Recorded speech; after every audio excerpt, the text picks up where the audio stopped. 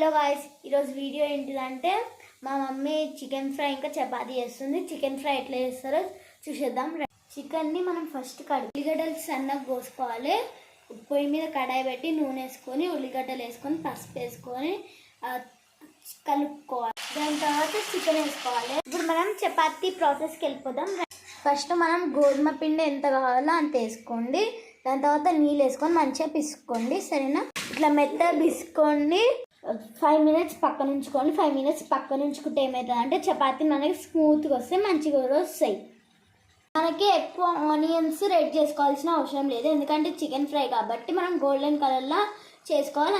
దాని తర్వాత మనం కలుపుకోవాలి. చపాతీకి మనం ఇంత చిన్న చిన్న ముద్దలుగా చేసుకోవాలి. చపాతీ పిండిలో డిప్ చేసిన తర్వాత ఇట్లా రౌండ్ చేసుకొని మధ్యలో ఆయిల్ అప్లై చేసుకుంటే ఇట్లా రుద్దాలి ఫ్రెండ్స్. ఇట్లా చేయాలి ఫ్రెండ్స్.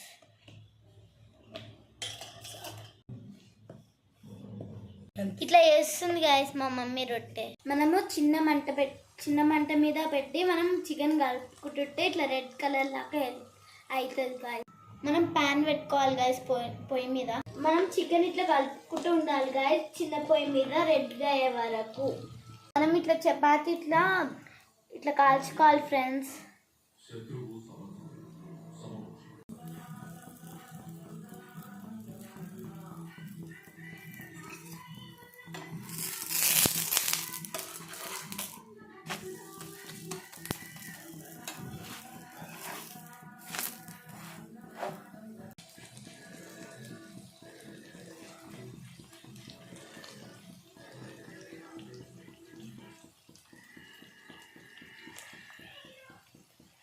మీరు ఎంత కారం తింటారో అంత కారం వేసుకోండి గాయస్.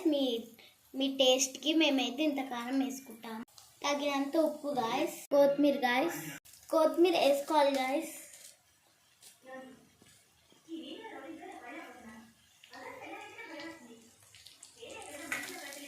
మనం ఇంట్లో అల్లం వెల్లుల్లి పేస్ట్ వేస్తలేదు గాయస్, ఎందుకంటే ఇది చికెన్ ఫ్రై కాబట్టి మాడిపోతుంది. మనం కరివేపాకు కారం ఉప్పు వేసుకొని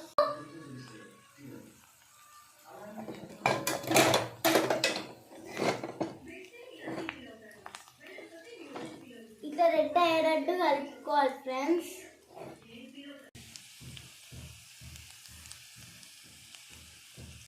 చికెన్ ఫ్రై ఇట్లనే చేసుకోవాలి గాయస్. నాకు మా మమ్మీ నూనె పెట్టి చేసింది. మా మమ్మీ నూనె పెట్టుకోకుండా చేసింది గాయస్. చికెన్ చూడండి, మా మమ్మీ నేను టేస్ట్ చేసి చెప్తాను గాయస్ ఎట్లుందో.